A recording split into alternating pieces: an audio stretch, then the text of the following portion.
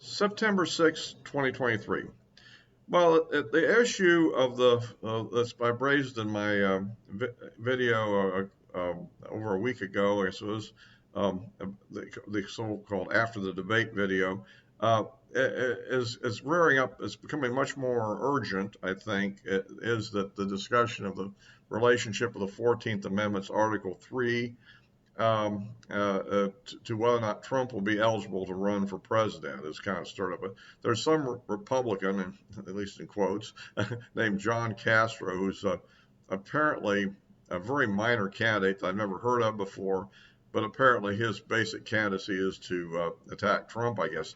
But anyhow, he's been filing lawsuits trying to get a judge to impose this hypothetical concept on the election, and essentially, and apparently a judge in Florida has dismissed this case based on standing.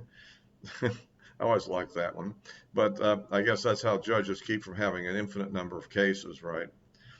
Otherwise, if they didn't have those kind of rules, I mean, who knows? There'd be so many cases they couldn't even deal with all of them. So, and he's now appealed it to the 11th Circuit Court of Appeals. And I also saw an article which has a short caption which claimed that the Supreme Court's already looking at the issue. I'm not sure how, since I don't think it's reached them yet, but maybe all the public discussion by legal scholars of both Democrats and some conservatives discussing this issue, I guess they know it's going to head there sooner or later. And maybe their attitude is better sooner than later, because after all, this it could be a major disruption in the election, to say the least. And I've also, of course, in my video I referenced, proposed a novel theory of how conservatives might react to this and try to play the same trick on Biden to make sure it goes to the Supreme Court. But at any rate, and apparently this is becoming an issue, and it's going to, be headed to the court. If you like these videos, please give me a like, and if you haven't subscribed, we can always use more subscribers, and click the bell for notifications. If you want. I think, okay, so this is the issue out there. The liberals are really hot on the subject. And there's even these, I don't know who these conservatives are. I guess there's these kind of anti-Trump types or whatever that are pushing this idea that somehow he's guilty of committing an insurrection, which would then lead to that issue. Of course, I would argue that there's no evidence he's committed an insurrection, and in fact, of course, it's been pointed out that even radical Democrats like Jack Smith, the special prosecutor, has not filed such a charge, which he could, and he hasn't, because there's no evidence for it. There's in fact absolutely no evidence that Trump actually wanted to riot at the Capitol, and I think there's plenty of evidence against that. In fact, the fact that he was actually getting in an argument apparently of different degrees of intensity depending on whose version it was. That he wanted the Secret Service to drive him to the Capitol so he could make some kind of speech to the protesters. I don't think he would have wanted to have been in the melee that we actually saw there. So I don't think he imagined anything like that was going to happen, and certainly hadn't planned it and hadn't coordinated it. So, and as far as his speeches, they're well within the parameters of acceptable speech and a variety of Supreme Court precedents. So that isn't going to fly. And my bet is it will get to the Supreme Court, and when it gets there, I think they're going to rule against this idea and argue that the situation with doesn't apply to Trump, or for that matter to anybody else right now. I think I don't know how they're going to handle it, but I mean this could get out of hand very easily. Like I said, I think a conservative could make the same argument that Biden is engaged in an insurrection against the country by supporting an invasion of foreign nationals. Why not? I mean, when you start playing this game, I mean, what you have to do, since there's been no legal judgment by anybody on the subject. And there's really no real fair basis for one.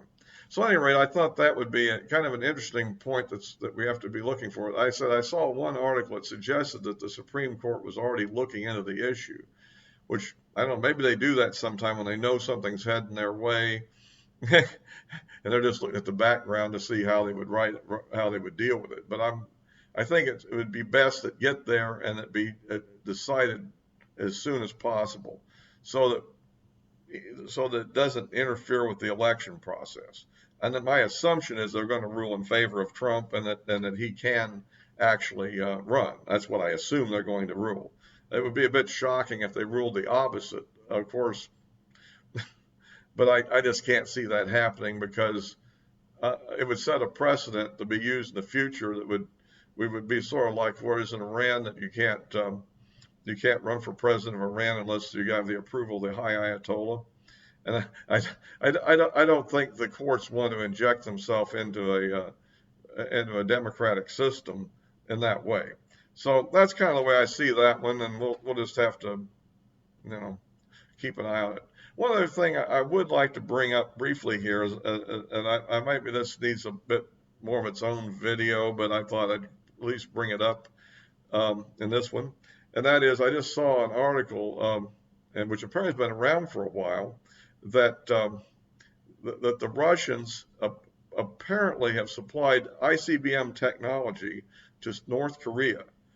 I mean, we know that that North Korea for some time has been working on various missiles and been testing them. And remember, that was a big deal with Trump's initiative with Kim Jong-un a few years ago about trying to negotiate some kind of a denuclearization principle for North Korea.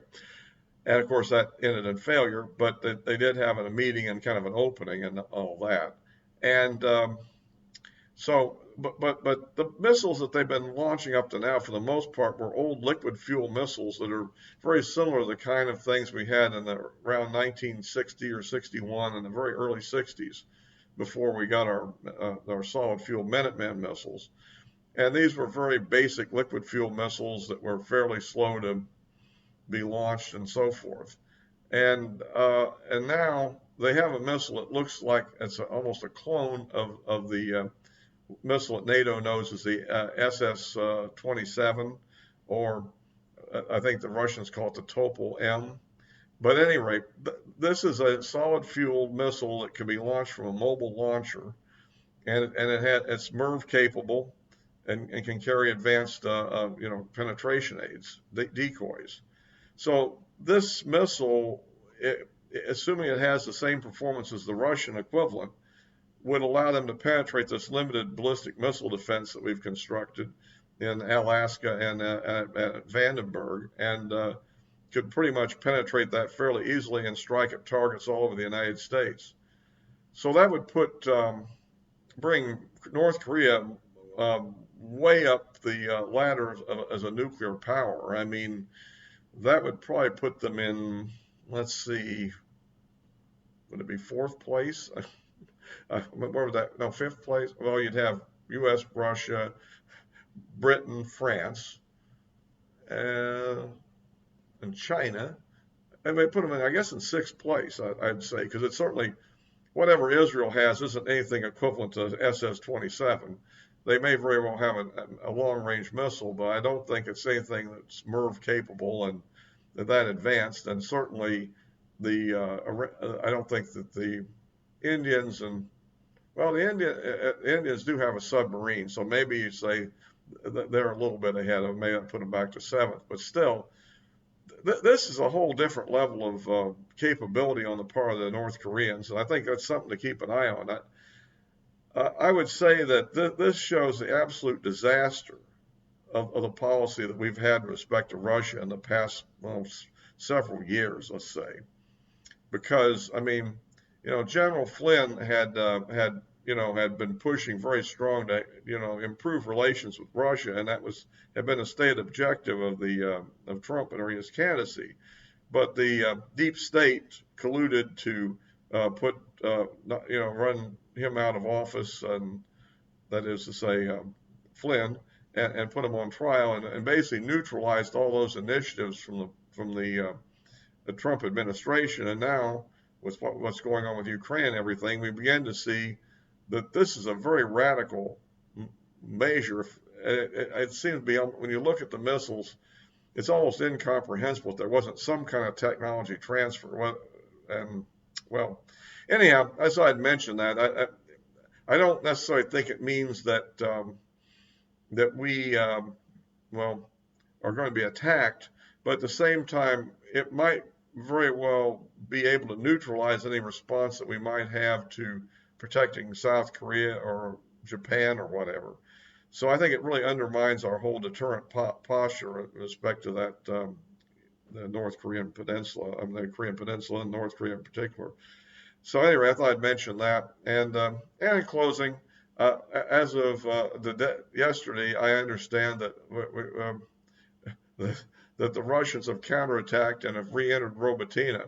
I don't know if they were able to stay or not, but the last I heard, they had moved into the center of the city, not from the south, where the focus was on how Ukraine was pushing to the south, but from the west, because Russia was so. At any rate, the battle still goes on. I stand as of this recording with the statements I made in my previous video on that.